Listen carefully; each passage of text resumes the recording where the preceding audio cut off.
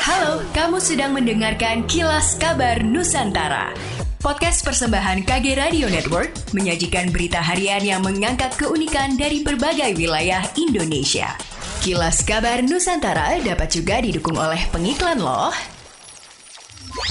Buat kamu, para fresh graduates yang pengen tahu serba-serbi dunia kerja profesional, serta hak dan kewajiban karyawan dan perusahaan, yuk dengerin Podcast Obsesif, persembahan Medio by KG Media, hanya di Spotify.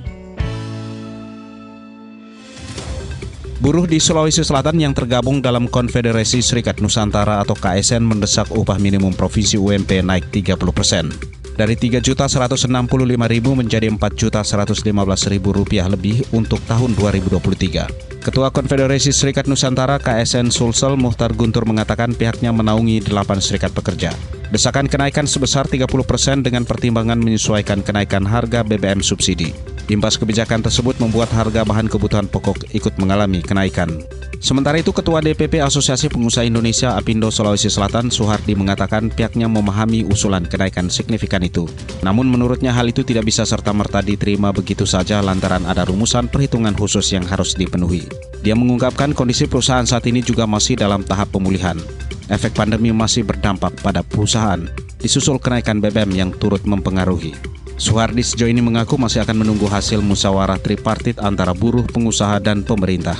Pemkot Surabaya mengirimkan bantuan 1.000 paket sembako untuk korban bencana gempa bumi di Kabupaten Cianjur, Jawa Barat. Wali Kota Surabaya Eri Cahyadi mengatakan bantuan sembako senilai Rp100 juta itu telah dikirim ke Cianjur sesuai permintaan BPBD Kabupaten Cianjur terkait apa saja bantuan yang dibutuhkan warga saat ini. Eri mengaku sebelum mengirimkan bantuan ke lokasi bencana selalu mengedepankan koordinasi tentang bantuan apa saja yang saat ini dibutuhkan agar bantuan tidak sia-sia setelah sampai di lokasi bencana. Bantuan merupakan hasil dari donasi dermawan Kota Pahlawan melalui posko bencana Cianjur Bangga Surabaya Peduli yang telah dibuka sejak 23 November di halaman Balai Kota. Wali Kota menambahkan, selain sembako, ada beberapa masyarakat yang mengirimkan bantuan berupa uang melalui rekening untuk selanjutnya dikirimkan ke Cianjur. Pemkot juga mengirimkan 3 unit truk untuk mengangkut bantuan dan personil bongkar muat yang standby di Cianjur.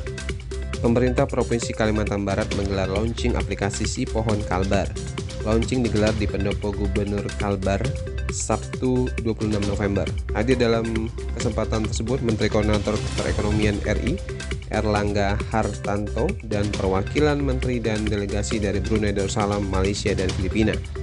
Si Pohon sendiri merupakan aplikasi yang diciptakan oleh Pemprov Kalbar untuk mempermudah dan meningkatkan kepedulian masyarakat dalam melaksanakan penghijauan dengan menanam pohon.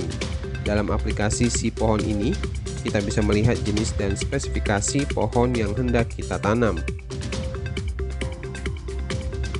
Sutarmiji mengatakan berkat program penghijauan yang dilakukan selama 10 tahun masa pemerintahannya, Kota Pontianak berhasil menurunkan suhu sebesar 3 hingga 4%. Demikianlah Kilas Kabar Nusantara pagi ini.